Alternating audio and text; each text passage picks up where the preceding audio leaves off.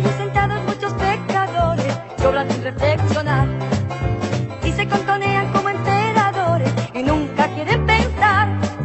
En vez de aprenderse la ley verdadera y andan coqueteando con cualquier quimera, pongan pues muchísima atención y aprenderse a todos la lección.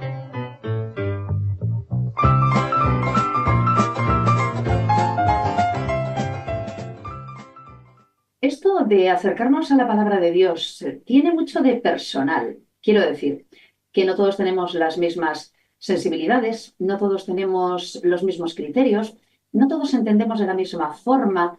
Y cuando hablamos de un Dios con emociones, las estamos estudiando a medida que va avanzando este trimestre. Claro, una vez más nos debatimos entre, ¿realmente entiendo bien las emociones de Dios? ¿Las quiero humanizar demasiado? A lo mejor es que estoy deshumanizada y por lo tanto me parece extraño que el mismo Dios que siente amor pueda sentir ira o enojo. Tendré dificultades a la hora de explicar cómo es posible que el amor divino incluya ira o que haya una ira en el amor divino. A algunas personas les va a resultar muy difícil a lo mejor combinar esto. A mí, por ejemplo, me ha resultado fácil, pero porque yo lo enfoqué desde otra perspectiva, a lo mejor. Bueno, es que esto es muy personal.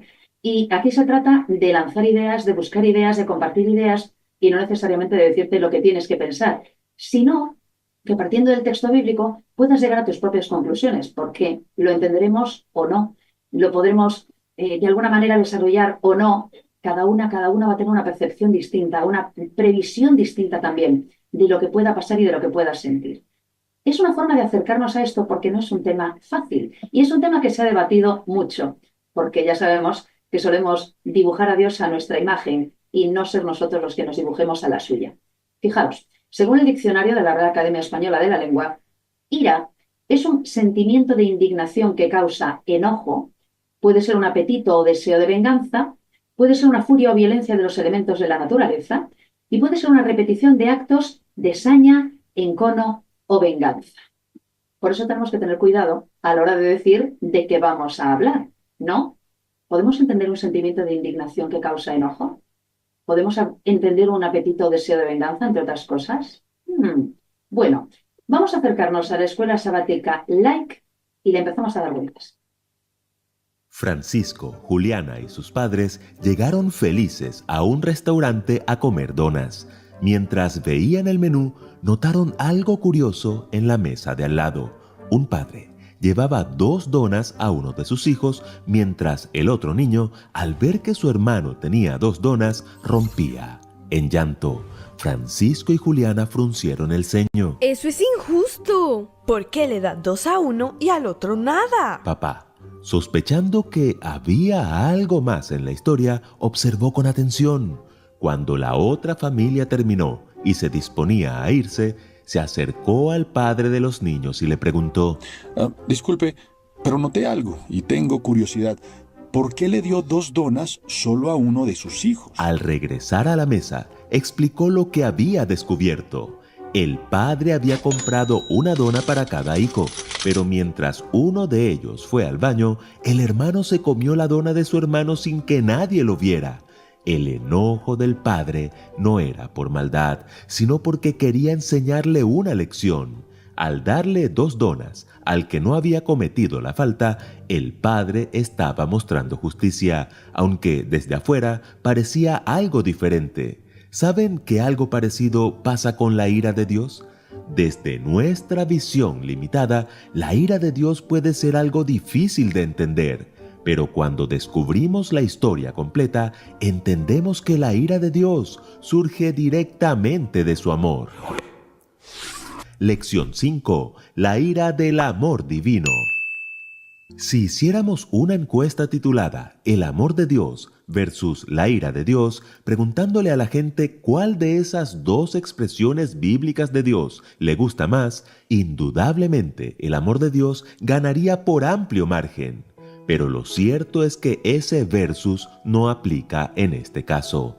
Ese versus parte de la idea humana de que el amor y la ira son 2 cosas opuestas. Error. El Dios de amor se enoja ante el mal precisamente porque Él es amor. Para algunos, el Dios del Antiguo Testamento es un Dios de ira y el del Nuevo Testamento es un Dios de amor. Pero el mismo Jesús expresó una profunda ira contra el mal, y el Nuevo Testamento registra numerosas veces la justa ira de Dios contra la injusticia. Por eso la pregunta de esta semana es, ¿qué nos enseña la Biblia sobre la ira del amor divino? En primer lugar, que la ira de Dios no es arbitraria. ¿Han visto alguna vez a un árbitro de fútbol sacar una tarjeta roja y a los jugadores de un equipo celebrando mientras los del otro equipo reclaman lo que les parece una injusticia? Sí, mi hermano siempre dice que los árbitros son injustos. Y a veces lo son. Parece que no ven las faltas del otro equipo. Bueno, el árbitro, salvo algunas excepciones, no saca la tarjeta roja porque está de mal humor o porque no le gusta a un jugador. En ese caso sería un árbitro arbitrario. Él saca la tarjeta roja porque hay reglas claras y porque su deber es proteger a todos los jugadores. Bueno, Dios no es un juez de fútbol, es el juez del universo. Su justicia nunca es arbitraria y, por supuesto, su ira tampoco lo es. Dios no se enoja por capricho. Cuando Dios envió las plagas a Egipto, ¿lo hizo por un enojo arbitrario? No, lo hizo porque Faraón se negaba a liberar al pueblo de Israel que sufría por la esclavitud. Cuando Dios permitió que Nabucodonosor llevara cautivos a los judíos a Babilonia, ¿lo hizo por una ira arbitraria? No.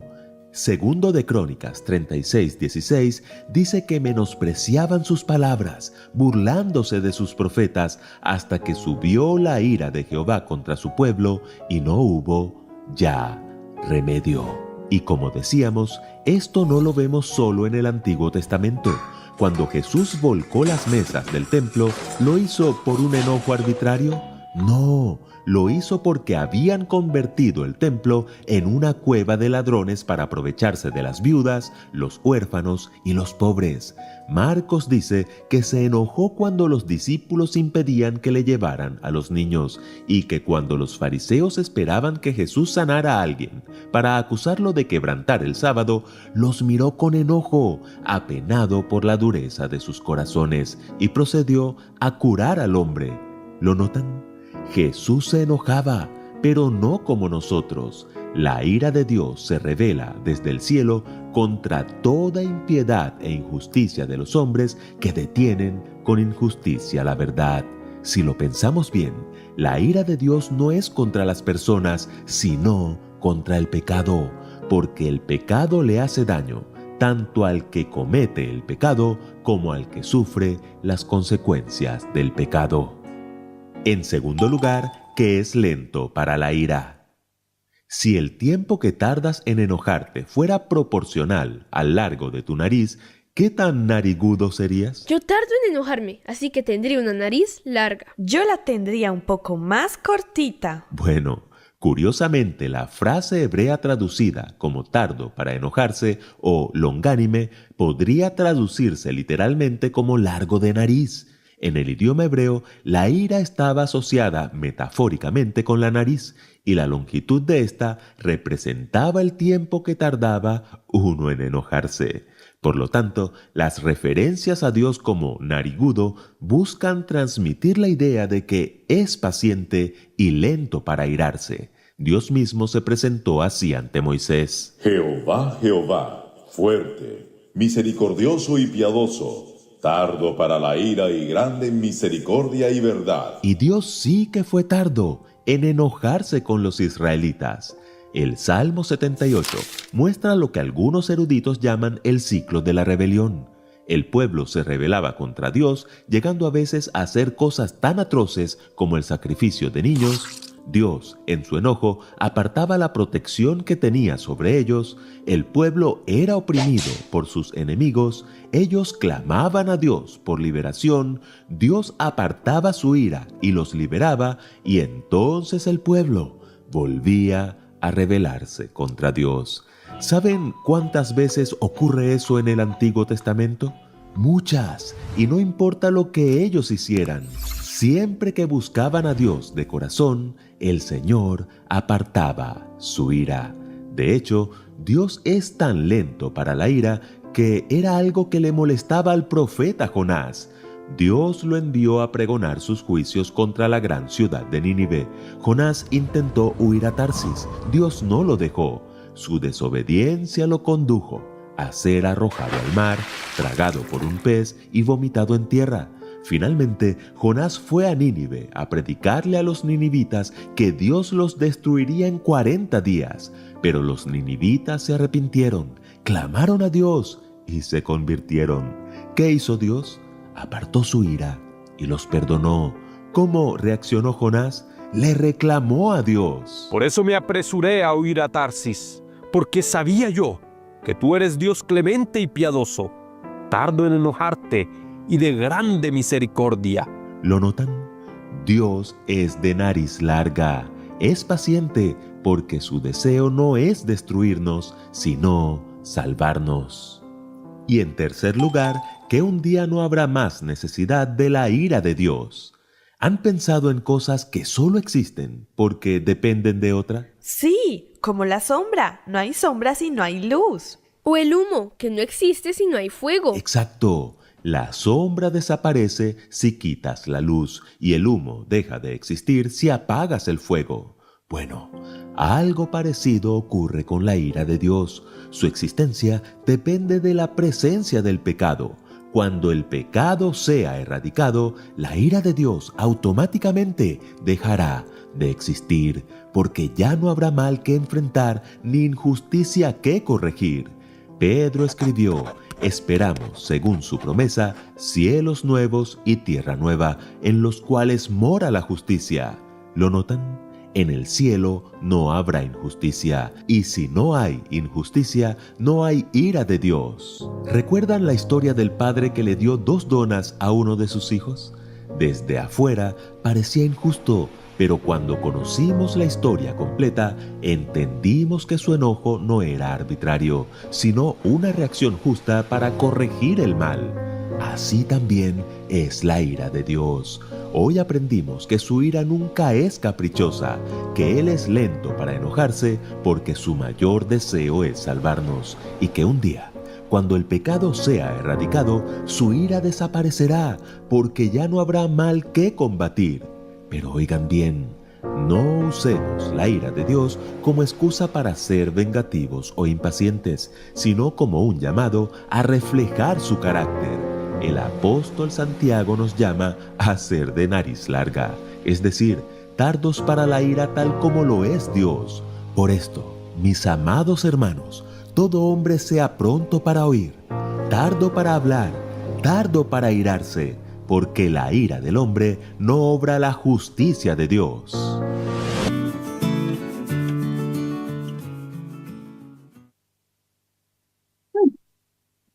Y si a lo mejor parte del problema tuviera que ver con que nosotros no tenemos idea de lo que significa airarse por el pecado. A lo mejor deberíamos estar bastante más indignados de lo que estamos. A lo mejor deberíamos airarnos más contra el pecado. A lo mejor deberíamos practicar más de la santa indignación. Hablaremos de algún ejemplo ahora, ¿no?, en la escuela sabática. A lo mejor el problema es que acusamos a Dios de algunas cosas que tienen muy poco que ver con su carácter y mucho más con el nuestro. Yo digo hace algún tiempo que, no sé, y se lo pido a Dios, que tendrá de alguna forma que ayudarme a no airarme demasiado, no indignarme demasiado cuando veo y leo ciertas cosas. Esta semana estaba leyendo un reportaje de unas criaturas que ejercen la prostitución en una autopista que hay en Medellín, en Colombia. Las llaman Los Ángeles Azules. El relato es tan horroroso, es tan horrible. Pensar en criaturas de 12, 13, 14 años que, como no tienen dinero y además tienen situaciones familiares tan horrorosas, se ven, comillas, obligadas a prostituirse y atender, comillas, también a los camioneros que hacen esa ruta en la autopista de Medellín. ¿Sabéis? Las llaman Los Ángeles Azules porque están tan pálidas las pobres de lo que sufren y de las drogas que toman, que dicen que tienen el rostro azulado. El relato es tan absolutamente horroroso que a mí se me enervaba, ¿sabes?, todas mis posibles neuronas. Y de repente me empezó a hervir la cabeza. Y, ¿sabéis?, creo que ese puede ser un ejemplo de lo que estamos comentando esta mañana. Tendríamos que airarnos, tendríamos que indignarnos, tendríamos que reaccionar de una forma, de hecho, mucho más vehemente frente al pecado, frente a la opresión, frente a lo que sufre mucha gente, ¿no? Y a lo mejor los cristianos a veces estamos mucho más airados discutiendo tonterías o discutiendo historias teológicas que realmente condoliéndonos por los efectos que tiene el pecado en los seres humanos. Bueno, a mí esto me sirve como punto de partida para intentar entender un poco de lo que estamos hablando. Querría lanzaros, queridos, la primera pregunta y a ver por dónde llevamos la lección y por dónde os apetece también llevarla, dependiendo de lo difícil que haya resultado o de lo fácil que pueda resultar explicar esto. Salva, ¿por qué es difícil entender el concepto de ira de Dios? ¿Cuál es el problema? Mira que le dije a Richard que no me preguntara ahí. Ahora les pregunto a ellos. A mí... es que a mí me ha costado mucho entender la escuela sabática esta semana, ¿eh? Yo de verdad que me ha costado muchísimo porque hay algunas cosas que no las termino de entender. Supongo porque quiero enfocarlas todo desde el punto de vista humano, ¿eh? Y no entiendo verdaderamente lo que significará para Dios la palabra ira y lo que significa para mí. Entonces a mí me cuesta mucho trabajo entender el no airarme, ¿vale? El no enfadarme con este petardo, ¿me entiendes? Cuando el otro día... Se la pongo difícil. ¡Buah! Es que me duele el brazo, ven que te voy a mover el brazo para que no te duela. Pues, tío, para ya, macho, me está reventando el brazo. Y yo sabía que lo hacía por mi bien, pero es que me dolía tanto que digo, a ver, no me voy a ir ni me voy a pelear con él porque es más grande. Si fuera más pequeño, pues a lo mejor me lo planteaba, ¿no? Pero esa ira ante algo que te hace daño, ante ese amigo que confiabas tanto en él y ahora resulta que te ha dado una puñalada por la espalda, me cuesta mucho trabajo. Te lo digo de verdad, Esther, ¿eh? Por eso te digo que ha sido de las escuelas sabáticas que digo, si yo tuviera que dar la escuela sabática hoy en cualquier clase, me hubiese puesto malo, ¿eh? Me hubiese puesto malo porque no sé explicarla, ¿eh? Yo lo siento, soy muy torpe. Soy del campo y hay algunas cosas que se me escapan. Confío en la sabiduría del Señor, confío en que Dios, que es mucho más inteligente que nosotros, tiene esa ira ante las cosas que nos hacen daño, pero siempre porque es por nuestro bien. Siempre porque es por nuestro bien, aunque no lo entendamos. ¿Me entiendes? Entonces, de verdad, Esther, que no sé qué decirte. Pues es una buena forma de empezar, porque eso quiere decir que nos podemos plantear preguntas y vamos a intentar buscar matices y respuestas. Ojo, claro que es difícil de entender, pero a lo mejor podemos buscar formas de intentar explicarlo. Y si otros nos lo preguntan, también se lo podremos intentar explicar con lo que podamos aprender y con alguna idea que se nos vaya ocurriendo. Esto lo vamos a hacer para sumar ideas y luego para que cada uno pues también luego en casa siga reflexionando a ver qué llegamos a entender. Es verdad que es un tema difícil. Richard, ¿qué es lo más complicado de entender el tema de la ira relacionada con el amor? ¿Cuál es el primer problema, los primeros problemas que tú te encuentras? Pues fíjate que Salva estaba dando en el clavo. Es cuando humanizamos el término, ¿vale? Yo creo que ese es el gran problema. Nos has dado 4 acepciones, ¿vale? Una es cuando uno se enoja con el mal, con el pecado, cuando esto te desagrada, pero las otras 3 tienen que ver con un aspecto en el cual uno se venga y se venga de forma desproporcionada.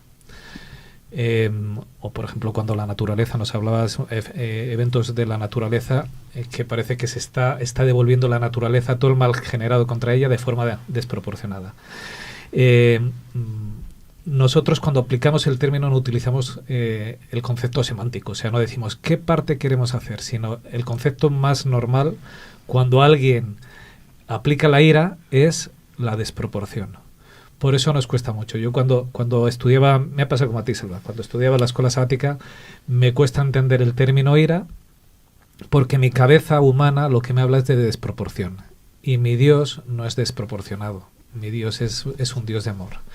Entonces hice un ejercicio y es en todos los textos que hemos utilizado esta mañana, cambié la palabra ira por la palabra justicia, ¿vale? Porque yo sí que entiendo en la justicia de Dios que la justicia actúa contra el mal, pero actúa con amor, no contra las personas. y me es sencillo entenderlo. Es ese mismo concepto que nos están hablando de ira, pero sin la palabra ira. Porque a mí cuando se me habla, va a caer la ira de Dios, rápido me viene a la venganza, a la cabeza, la palabra venganza. Como que Dios se va a vengar, y Dios no necesita vengarse de nadie. Dios es creador del universo, dueño de todo, no necesita emplear mal contra nosotros porque en Él no hay odio. Pero cuando empleamos la palabra justicia, entonces ya sí que lo entiendo. Sí que entiendo que Dios no se queda impasible cuando se está haciendo daño ante uno de sus hijos, y sus hijos somos todos, creyentes y no creyentes. Dios no se queda impasible. Dios necesita actuar porque ve como el daño está lastimando tanto al que lo sufre como al que lo provoca. Y entonces entiendo esa palabra, esa justicia de Dios, como esa forma de actuar de Dios con amor. Porque cuando pienso en Jesús, Jesús sí que empleó la justicia, ¿vale? Es verdad que hay textos que nos han dicho en esta escuela sática que Jesús utilizó la ira, ¿vale? Pero en mi mente, cuando hablo de Jesús y de ira, no me sale una ira como la que sale cuando uno ve una película de, yo qué sé... De Terminator. De Chuck Norris, que mata de Terminator, a todo el de mundo. quien sea. Mira que somos antiguos, Alba. Entonces, lo que a mí me falla es la semántica humana. Cuando yo hablo de ira, no me cuadra con amor, porque mi semántica como humano, la ira lleva venganza desproporcionada, y Dios lo que tiene es amor. Pero cuando hablo de justicia, sí que me cuadra con amor, porque Dios empleará la justicia y además erradicará el mal y a los que hacen el mal con justicia y con amor. Entonces es una cuestión de semántica. No digo que esté mal en escrito, porque han escrito ira y es ira.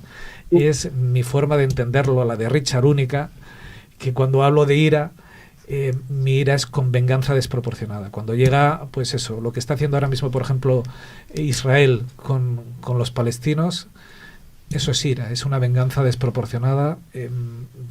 Te atacaron en una fiesta, hirieron o mataron a parte de tus ciudadanos, a unos pocos, y tú has arrasado un país, has matado a miles de personas. Has respondido con ira, ¿vale? Pero esa ira es desproporcionada. A Richard es a quien el término le cuesta entenderlo, porque a mi semántica en la ira hay desproporción. Pero hacer este ejercicio, si a alguien le pasa lo mismo que a mí, cambiar la palabra ira por palabra justicia, y ya cuadra todo en Dios. Aunque imagínate, si hablamos de proporciones y de desproporciones, nosotros frente a Dios, ahí hay una enorme desproporción aparente, pero luego podemos efectivamente encajarlo. Enseguida le doy paso al Ángel, pero, ¿sabes? Me recordabas un texto de esta semana de Profetas y Reyes que sitúa también esto de la proporción y la desproporción desde una perspectiva, ¿no? Que dice: la tolerancia de Dios ha sido muy grande, tan grande que cuando consideramos el continuo desprecio manifestado hacia sus santos mandamientos, nos asombramos. El Omnipotente ha ejercido un poder restrictivo sobre sus propios atributos, pero se levantará ciertamente para castigar a los impíos que con tanta audacia desafían las justas exigencias del decálogo. Probablemente no nos imaginamos, yo a veces lo pienso, a Dios como, ¿sabes?, poniendo el freno, echando el freno. Yo lo imagino muchas veces. ¿Qué pensará el Dios creador de la destrucción de la creación, de la contaminación, de la muerte de los animales, de la muerte de los seres humanos, de la enfermedad? ¿Qué estará pensando? O bueno, ¿qué estará sintiendo cuando ve cómo todo se degrada hasta ese punto? Y sin embargo, espera. Es difícil imaginarse el ejercicio de contención de Dios. Sin embargo, tiene mucho que ver con lo que estamos comentando también esta mañana, ¿no? Es que fíjate, lo está haciendo por amor, y esa es su idea.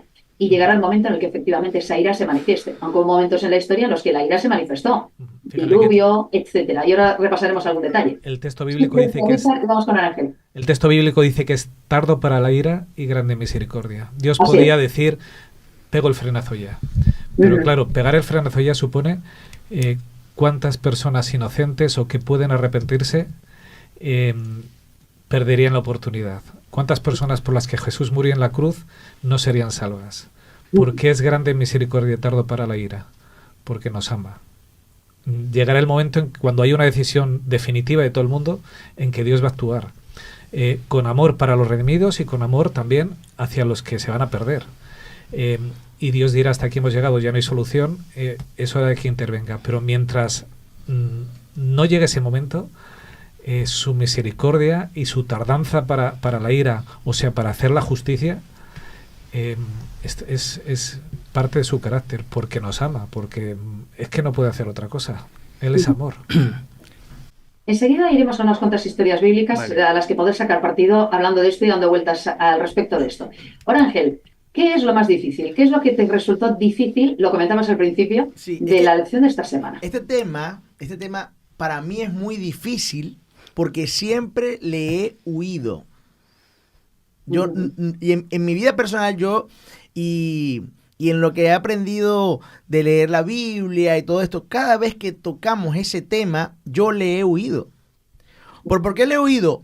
Porque es como cuando conoces a alguien y crees que ese alguien tiene una cosa que no te cuadra. Un lado oculto. Sí. Entonces, he visto siempre la ira de Dios, he visto siempre esa imagen que nos han pintado del Antiguo Testamento de un Dios castigador. Siempre lo he visto como que es algo que no es cónsono con lo que yo estoy conociendo de Dios. Y como no es cónsono, entonces es que no lo estoy entendiendo. O sea, yo siempre he visto la ira de Dios, la he visto como un elemento del carácter de Dios, de la personalidad de Dios, que yo no la entiendo. O sea, no la entiendo porque no es cónsono con lo que yo estoy entendiendo del Dios de amor. Y me he quedado con ese Dios de amor. Por eso es que en las primeras lecciones de esta escuela sabática, buenísimo, porque esto es justamente lo que yo entiendo de este Dios. Y cuando de repente abro la lección de escuela sabática y me consigo el título, La ira del amor de Dios, digo, aquí llegó el momento. Aquí, de ponerse malo.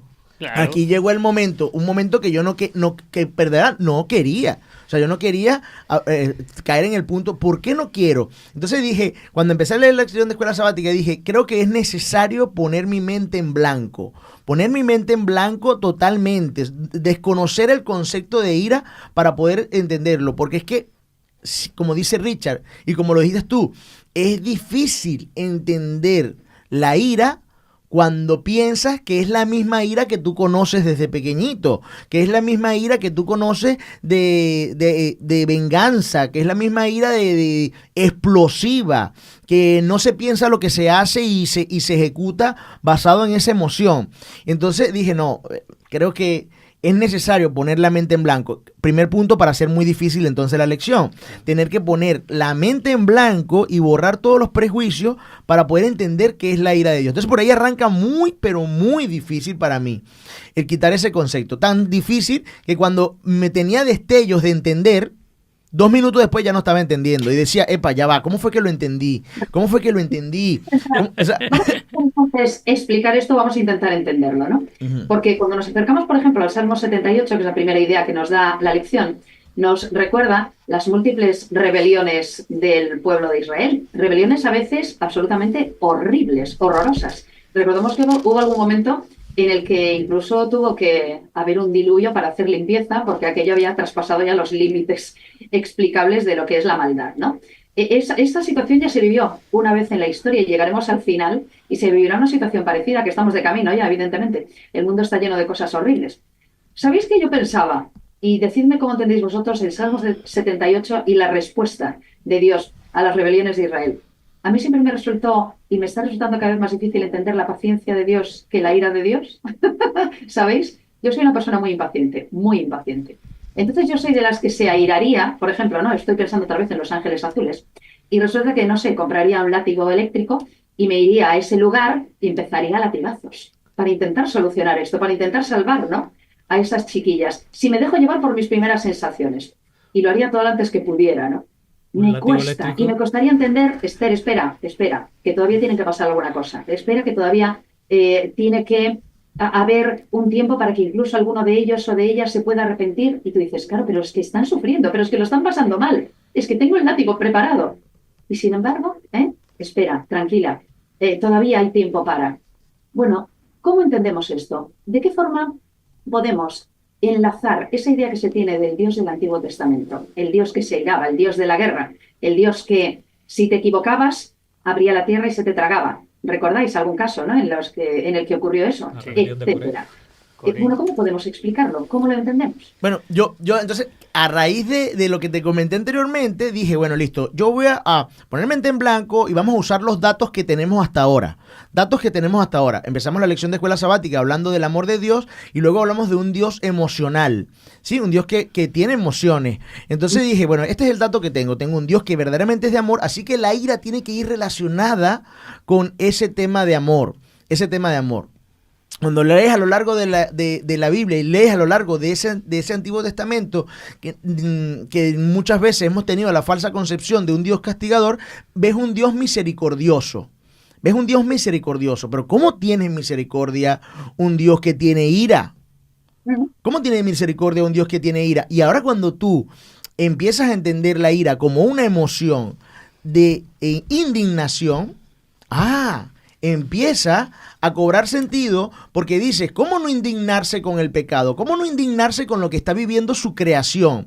¿Cómo no indignarse con algo que es tan amado para él, tan querido para él y que esté pasando por toda esta situación? Entonces, tú me comentas esta misma situación que está pasando en Medellín, y cómo no indignarse con una creación tan perfecta que fue elaborada con él desde el vientre de la madre, planificado desde antes de estar en el vientre de la madre, y que estén pasando por esa situación. Esa es la ira de Dios, una indignación tremenda, una emoción pero también tiene otras cualidades, y es la misericordia. Y por eso es que hablan tanto del tema de misericordia, y creo que eso es lo que le da fuerza a ese tema de paciencia. Nosotros no lo podemos entender. Nosotros no lo podemos entender, porque nuestra ira, entonces ahí es cuando vuelvo a los 2 minutos de perder el sentido. Digo, porque nuestra ira no es paciente, nuestra ira no está estructurada, nuestra ira solamente nos hace tomar decisiones que después nos vamos a arrepentir, pero Dios en su indignación está consciente de un plan completo de salvación. Y yo siento que Dios tiene todo en sus manos. Dios tiene todo en sus manos, tiene todo ya planificado. Esta es una situación temporal. Si se dejase llevar por la emoción de la ira, como lo hacemos los humanos, esto fuera un desastre, no se pudiera cumplir el plan. Entonces parte... Fíjate, Salva y Richard, pero el Salmo 78 dice en algún momento, lo oyó Dios y se enojó, y en gran manera aborreció a Israel. Entregó a cautiverio su poderío, se irritó contra su heredad, el fuego devoró a sus jóvenes, y sus vírgenes no fueron loadas en cantos nupciales, sus sacerdotes cayeron a espada, las viudas no hicieron lamentación. La imagen es tremenda. ¿Cómo explicamos esto? ¿Y cómo podemos efectivamente actualizar esto? Sigue leyendo. Claro, ¿qué viene después? Claro. Porque yo creo que en esa primera parte muestra lo que está diciendo Orángel, la indignación, que a mí me gusta. Dios no es un pasota, Dios no dice, bueno, no pasa nada. Sí que pasa. Cuando ocurren cosas terribles como las que hablas, o cualquiera de las guerras, o en cualquiera de los hogares, que ocurre que hay maltrato, que hay violencia sobre los niños, que un jefe que abusa de cualquier empleada, cualquier cosa, Dios se conduele, a Dios le indigna. O sea, Dios no es un Dios pasota que dice, bueno, y se me viene ahora a la mente cuando estuvimos en Nepal, estuvimos un poco hablando allí de la cultura, y ellos nos decían, el chico del guía nos decía que no progresaba esa cultura allí porque ellos creen que tienen 1 millón de reencarnaciones. Entonces, si en esta vida, dice, si te tocó ser pobre, en la otra serás un marajá. En esta te tienes que aguantar y ya está, ¿vale? Es bueno, las cosas son así, mala suerte. Ese no es nuestro Dios. Nuestro Dios no es el que dice, las cosas son así, mala suerte, te ha tocado un maltratador, ¿qué le vamos a hacer? No. Dios se indigna, Dios la repele, le estremece. Se le ponen, me permitís la humanización, se le ponen los pelos de punta cuando ve algo así. Pero Dios tiene misericordia. En el Salmo 78 esos versos hablan de cómo Dios se indigna, pero ¿qué viene después? Cómo Él es paciente y sigue obrando con misericordia y con amor. ¿Por qué? Porque en el fondo se apena de nosotros. O sea, algo que por eso a mí me cuesta entender el concepto de ira, porque a mí me cuentan la historia de las niñas estas de Colombia y yo os quedaría de palos a todos los camioneros. Exacto, Eso yo es también. lo que me surge al Richard, que es impulsivo, porque ese es mi concepto de venganza. Y en cambio Dios siguen siendo sus hijos, siguen entendiendo, pues yo qué sé, que hay oportunidad para ellos, que puede seguir trabajando con ellos.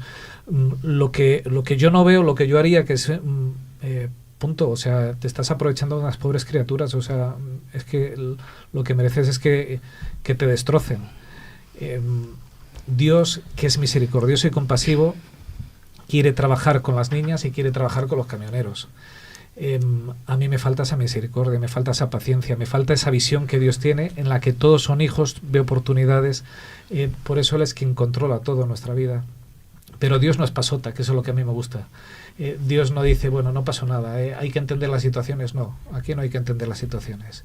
Si eres un maltratador, un abusador, me indignas, se me ponen los pelos de punta contigo, o sea, es que estoy por vomitarte la boca. Ahora, como te quiero, todavía puedo trabajar contigo. Pero esto no es que pase de ello. Entonces, para nosotros es muy difícil entender eso. ¿Por qué? Porque nosotros somos humanos. No vemos más que lo que nos remueve el estómago y actuamos, pues eso, con violencia, con premura, Sí, sin pensar. Para de hablar, que cogen la palabra y Sí. Mira, La próxima vez me levanta la mano, Salva. Eso, como si estuviéramos en el colegio. Reafirmando lo que dice Richard, Salmo 78, el versículo 40, dice: ¿cuántas veces se rebelaron contra él en aquellos años del desierto y le contristaron el corazón? Una y otra vez se desviaron y provocaron a Dios a que los matara, e impidían que el Santo de Israel les otorgara sus bendiciones. Y saltamos al 52 y entonces dice Dios: pero a su pueblo lo guió como un rebaño seguro por el desierto. O sea, es que soy petardo, Salva, es que eres un petardo. Es que no escarmientas, te pase lo que te pase, ¿me entiendes? Pero además de lo petardo que eres, te tengo que seguir queriendo. Supongo que después hablaremos de Jonás, ¿vale? Que es súper interesante. Quería haceros una pregunta y empezamos, Salva, si quieres, Sí. y luego lo vais ampliando. No, Orangel, que no ha dicho nada. Ajá. Qué casualidad. Te pregunto a ti como punto de partida. Sí. ¿En qué se diferencia el enojo de Jonás? Jonás estaba enfadadísimo, por lo visto. De la ira de Dios. ¿Cuál es la diferencia entre el enojo de uno y la ira del otro? Claro. Jonás tenía un interés interno, ¿no? O sea, Jonás, cuando le dijeron tienes que ir a Nínive a predicar de que me los voy a cargar, hizo así con las manos diciendo: ¡qué maravilla! ¡Qué maravilla! Este pueblo asirio que ha hecho tanto daño a Israel, y tengo la oportunidad de decir me los voy a cargar. Y estaba súper contento porque Dios le había dado la opción de machacar a sus enemigos. Qué contento estaba él. Sin embargo, Dios le dice: predica que si no se arrepienten, sufrirán las consecuencias. Esa era la ira de Dios. O sea, el pecado tiene una paga y el pueblo se arrepiente. Y entonces Dios tiene que ser consecuente con su justicia, como tú decías. O sea, si Dios me dice que yo haga una cosa y la hago para no tener las consecuencias, Dios no sería justo si a pesar de todo se hubiese cargado a Nínive, porque Nínive reaccionó. Y la justicia, la ira de Dios, que es justa, dijo: vale, acepto que os hayáis arrepentido. Y aquí llega la ira de Jonás diciendo: lo sabía. Sabía que me ibas a dejar en mal lugar. Sabía que tú querías que yo predicara allí para perdonarlo. ¡Buah! Esa es la diferencia entre Jonás, que era una ira humana vengativa, y Dios, que es una ira justa y que paga según las consecuencias. Yo la vi así. La ira de Jonás va contra el pueblo, ¿sí? Y la ira de Dios va contra la maldad del pueblo. ¿Ves que hay dos tonos distintos, dos perspectivas distintas de ira? La ira de Jonás va contra la persona. Él ya juzgó y determinó culpabilidad y por ende tiene que pagar. En cambio, En la ira de Dios, ese sentimiento de indignación es por la maldad que hay en esa persona. Entonces, funciona así. Para que tú te liberes de la consecuencia de lo que genera esa maldad, tienes que quitarte la maldad. Entonces, yo a veces lo veo, esa parte muy sencilla, en el sentido de que Dios te pone, más que un tema de justicia, es un tema de resultados en tu vida. Si Dios te dice a ti, es que tienes un problema. Si te quitas el problema, te abstienes de la consecuencia. Entonces, es simplemente como que este pueblo se arrepiente de lo que estaba haciendo mal, deja de hacerlo mal, y por ende, al dejar de hacerlo mal, la consecuencia es que ya te liberas del problema. Entonces, pero entre esa ira, esa es la ira tuya y mía. Esa ira de Jonás es la ira que todos conocemos y que se nos hace, y por eso que se nos hace difícil entender la lección de escuela sabática, porque esa es la ira humana. Claro. Esa ira humana que dice, que culpa, señala, juzga y dice, ya, lo lamento, tú te lo mereces, sin vuelta atrás. Y la ira de Dios no es contra su creación, porque es que va, a veces entiendo como que Dios en su molestia lo que ve es que la naturaleza del pecado nos sobrepasa a tal punto que va más allá de nuestras propias capacidades. Ejemplo, cuando Jesús dice en su crucifixión, perdónalo porque no saben lo que hacen, me recuerda justamente ese sentimiento, ¿sabes? Es un sentimiento de enojo contra una naturaleza que nos sobrepasa y que la única forma de poder rebelarse en contra de ella es seguir el mismo camino de Dios. No lo puedes hacer tú por tu cuenta, nos sobrepasa. Entonces, ahí radica la ira de Dios. La ira de Dios radica en una naturaleza que nos sobrepasa, ¿verdad? Y que nos hace daño al punto de que nos lleva a la muerte. Una pregunta para nuestro oyente, con permiso, es muy rápida, para que os contestéis vosotros en vuestra casa. ¿Vosotros pensáis que Jonás quería que Nínive se arrepintiera? No. Contestaros cada uno en vuestra casa. ¿Jonás quería que Nínive se arrepintiera? Es más, que si se lo contestan, lo pongan en el chat. Ahí está, sí. Para que interactuéis con nosotros. Y ahora nosotros lo tratamos. ¿Jonás quería que Nínive se arrepintiera? No. Fíjate que esto es lo que decía yo antes, que es una cuestión de semántica. ¿Actuó Jonás con ira? Sí. Sí. Jonás deseaba la destrucción de las personas, pero vamos, que no quedara nadie allí. ¿Actuó Dios con ira? Sí. Sí. Porque acabó con el pecado, que es lo que a Dios le ofende. Pero nosotros, cuando hablamos de ira, se nos va la mente a Jonás. A Jonás, claro, porque es la que conocemos. No se nos va a Dios. Cuando pensamos en Dios decimos justicia. Dale con el bate. Entonces, la indignación de Dios contra ese pecado actuó, mandó allí a Jonás, que la verdad es que Dios hizo un milagro, porque con emisario tan malo y éxitos tan buenos. Pero es lo que te digo, que es parte del plan. Porque era así como que, bueno, listo, vamos a usar este emisario para que aprenda. Que aprenda, y a la vez vamos a darle poder para que lleve la solución a ese pueblo. O sea, se las trae. Pero Dios actuó con su ira contra lo que está destruyendo, lo que estaba dañando a los ninivitas, y consiguió quitarlo. Pero si tuviésemos que calificar, diríamos, Jonás sí que actuó con ira. Dios nos cuesta ver que actuara con ira, y en esa repulsión que Dios tiene al pecado, claro que actuó. Mandó de allí, te voy a mandar a mi profeta porque necesito que dejéis de hacer lo que estáis haciendo porque me hiere. Entonces, lo que nos cuesta es el término semántico, o sea, bueno, tú sabes que entenderlo. Y a mí, vamos con otro término semántico también. De hecho, si os digo una cosa, solo una cosa. Me da igual que entendamos o no entendamos lo de la ira o no la ira. Si llegamos a entender a Dios, yo creo que con eso es suficiente. O sea, los términos solo son términos. Lo que hace falta es encontrar a la persona, encontrar a Dios. Porque cuando tengamos claro a Dios, entendemos cómo Él funciona. De hecho, Dios tiene humor también. Porque para mí uno de los textos más simpáticos, de hecho, y uno de los más humorísticos que puede haber en la Biblia, está precisamente en Jonás. En Jonás 4, versículo 4 concretamente, cuando le dice, y Jehová le dijo, ¿haces tú bien en enojarte tanto? Es una conversación muy curiosa, ¿no? Dios preguntándole a Jonás, pero tú, ¿qué haces enfadándote tanto? ¿Quién eres tú para enfadarte así, no? Tiene humor también, es muy curioso. Y es una pregunta que quizás a lo mejor Dios te haya podido hacer en algún momento de tu vida. ¿Haces bien en enojarte tanto? ¿Haces bien en pensar estas cosas? ¿Haces bien en sentir esto? Bueno, pues hay otra de las imágenes que nos da la lección también cuando habla de la justa indignación, de la indignación justa, que me lleva a una de mis imágenes preferidas en la Biblia. Lo que algunos han calificado, yo lo he oído alguna vez, ¿no?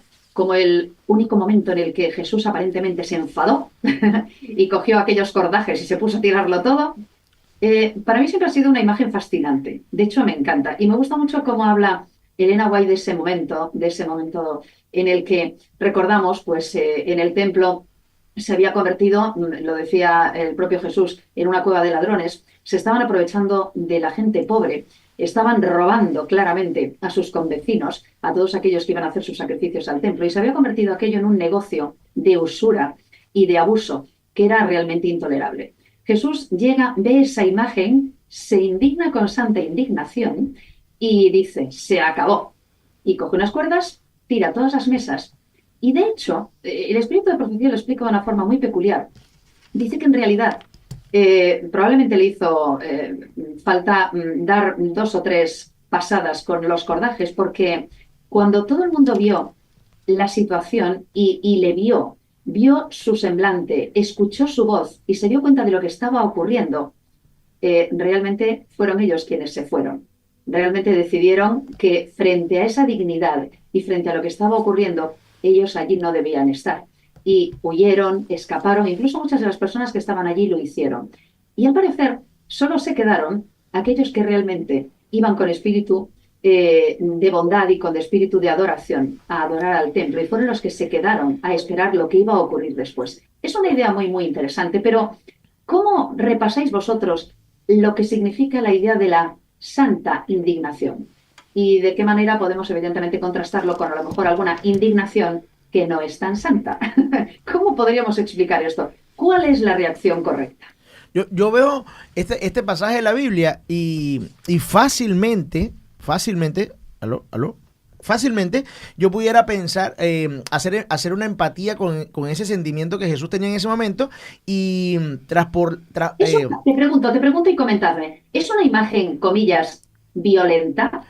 Ahí voy justamente, porque es que cuando vemos esa imagen, hacemos empatía y con la ira que nosotros conocemos y la forma violenta de nosotros responder cuando estamos en situación de ira, podemos pensar, Jesús hizo lo mismo. Jesús hizo lo mismo, claro. pero realmente vamos a evaluar el contexto de la situación. Y vamos a ponernos en un punto donde hay una cantidad de vendedores. Porque en ese momento estamos hablando de era una época de fiesta. O sea, la población se emigró a ese templo a llevar todos sus sacrificios. O sea, eso no era 3 personas vendiendo, 3 mesas vendiendo, ni 3 personas ahí puestas al atrio del templo. Eran muchas personas y a raíz de esa alta demanda de elementos para sacrificio, estaban poniendo precios como horribles. Coaptando la capacidad de muchas personas de hacer su sistema de adoración. Entonces, Jesús no estaba molesto o no estaba enojado por el tema de que estuvieran vendiendo allí. ¿Cómo que no? No, estaba molesto porque estaban coaptando la capacidad de adoración de las personas. Entonces, estaba molesto por la maldad que había, ¿verdad? Y hacía un muro entre el que venía a adorar y la presencia de Dios y lo que significaba el templo. Entonces, ¿cómo tú manejas esa situación? ¿Cómo tú manejarías esa situación? Hablando con cada uno de los vendedores, que eran muchísimos, y decirle, mira, vale, tú estás haciendo mal esto, estás haciendo mal esto, vamos a hacerlo así. No. Yo veo que no existía otra forma, sino era quitar toda esa estructura de allí. Es como que cuando tú ves esa historia y ahora la extrapolas al Antiguo Testamento, entiendes mucho el tema de la ira de Dios, porque dices, hay situaciones que para poder eliminar la maldad, para poder eliminar el pecado, se tienen que tomar acciones contundentes. Pero hay una situación violenta. Pero es una acción contundente donde no había otra forma, Salva. Ya, Donde no había pero otra forma. Donde no había otra forma porque más es la violencia que genera la estafa que estaban haciendo los vendedores que lo que hizo Jesús. Bueno. Entonces, yo siento que yo no lo veo como un acto de violencia, pero lo veo como la única situación permitida para que eso se ejecutara en ese momento. Fijaros que aquí nos pasa, pues eso, que humanizamos nuestros sentimientos, ¿vale? Si vosotros hubieseis tenido un látigo en la mano, ¿qué habéis hecho? Darle de gorriazo mientras me quedaran fuerzas. ¿Verdad? Claro. Se me viene a la mente mis profesores cuando yo era niño, que con el cinto te sacudían, ¿vale? No es que tuviesen santa indignación y golpeaban la mesa, no, te metaban 3 correazos y te dejaban nuevo. ¿Qué se nos viene a la mente a nosotros? Que Jesús estuvo dando latigazos a todo el mundo. Acabo de revisar ahora mismo. El texto dice otra cosa. Claro, los 4 evangelios lo mencionan. En 3 de ellos, Mateo, Marcos y Lucas, ni siquiera mencionan que Jesús hizo un látigo. O sea, no lo ven como algo esencial. Juan es quien dice que hizo un azote de puertas y dice que echó a los cambistas, que echó de allí a la gente, que tiró las mesas de los cambistas. Las mesas y las monedas. Jesús hizo esa ira contra las personas o contra aquello que estaba siendo, como dice Orángel, un medio de dispersión en medio del templo. O sea, un Jesús que había hablado a 4.000 personas en el sermón del monte y todo el mundo lo escuchaba. Si no te acercas no te va a oír nadie. Un Jesús que había estado hablando en el sermón del monte a 4.000 personas y todo el mundo lo escuchaba, y allí tiene que tirar en la mesa a los pobres vendedores. De pobres vendedores nada. Estás haciendo de policía malo. Estaban en un lugar inadecuado. Ellos tendrían que haber estado fuera del templo, no metido en la casa de oración. Jesús y no robando, porque estaban robando. Estaban robando. Sí, pero además había la oferta y la demanda. Estaban allí es válido, pero ¿qué pasa? Ese robo estaba bloqueando. Recordamos que habían marcado un precio tan abusivo que había personas que no podían acceder a comprar los animales para el sacrificio. Había un bloqueo de la adoración. Escuchar, no nos vayamos del tema, porque es que da igual si robaban o no robaban. O sea, y que sí robaban. Claro que robaban. Sí, pero da igual. Donde se vendían y se compraban las ovejas. Imaginaros hoy en día en nuestras iglesias, que porque es más cómodo y así consigo un mejor puesto y lo tienes más cerca, se metiera dentro de las iglesias, ¿verdad? Dentro de las catedrales, se metiera el ganado. ¿Cómo os sentiríais? Ese es el lugar de oración. Eso a Jesús le indignó. Y aparte de que roben o no roben o estafen en sus compras, es que el lugar que tenía que ser para adorar, de oración, es una cueva de ladrones. O sea, te has metido allí a hacer tus negocios donde es un lugar sagrado, y los sacerdotes lo han consentido, permitido, animado, claro. Lo han alentado, claro. Pero Jesús lo que hace es lanza contra los objetos. Buscar en las Biblias. No dice que golpeara a las personas, dice que expulsó a los cambistas, no dice que dañara a nadie. Su indignación fue contra el pecado, contra lo que se estaba haciendo ahí, pero no dañó a las personas. Claro, alguien me puede decir, Richard, eso te lo estás inventando tú. ¿Cómo lo veo yo en la Biblia? Porque seguido a eso, ¿quién se le acercaron? Los niños. Los niños. ¿Habéis visto algún niño que cuando alguien está dando golpes a otra persona se acerquen a estar con él? Yo no lo he visto en ninguno. Si los niños se acercaron es porque los niños no sintieron miedo de Jesús. Jesús despejó la situación, volvió a convertir aquello en un sitio de oración, pero no hizo daño a las personas. Y eso lo vemos por el relato, porque los niños se acercaron. Si los niños se acercan y no sienten miedo, es que Jesús no generó violencia física de la que nos saldría a nosotros. Mira, ese detalle no lo había cogido. Entonces, muy bien.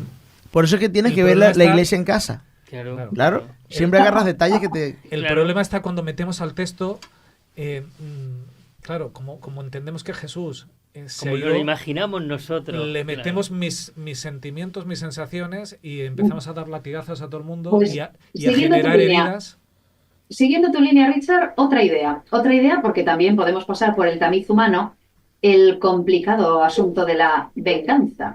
Hay quienes dicen que hay que tener cuidado con esto de la ira divina porque podría darnos pie a malinterpretar el concepto y la idea de venganza. El ser humano es muy vengativo, el ser humano es rencoroso. Ya sabemos que efectivamente podemos recordar aquello que ocurrió el 4 de agosto de 1984 a las 7 de la tarde. Hay gente que guarda recuerdos de momentos muy, muy concretos.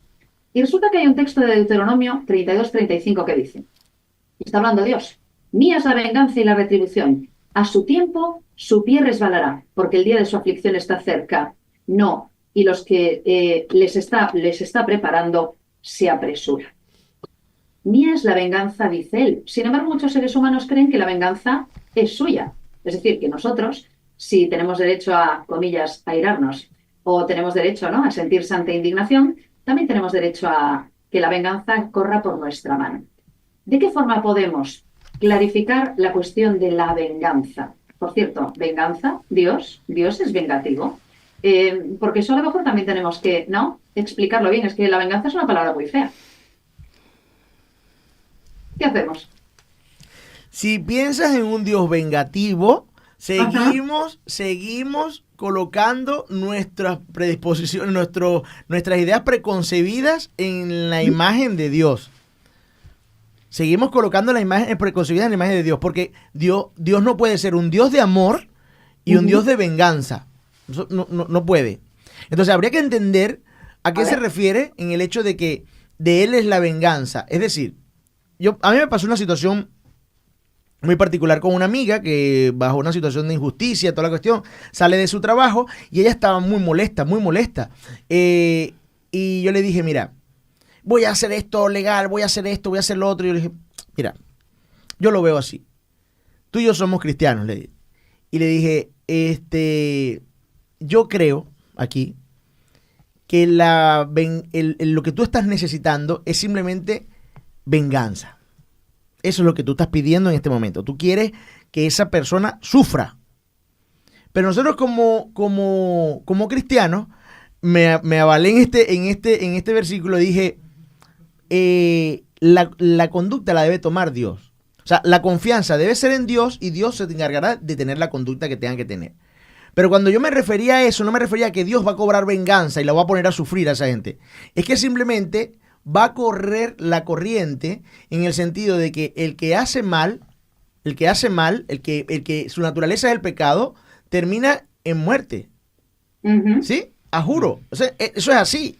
Y cuando me refiero a muerte, me refiero a desdicha, prosperidad, me refiero a una cantidad de cosas. O sea, la maldad no termina en salvación. Entonces, eso cuando tú decidiste ser malo, o sea, ir en contra de ese sello de Dios, inevitablemente cosas malas te pasarán. Entonces, no es un tema de que Dios tiene una acción de venganza. Es que inevitablemente la justicia es tan clara que si esta otra persona tomó esa decisión y te hace mal a ti, a esa persona no le va a ir bien.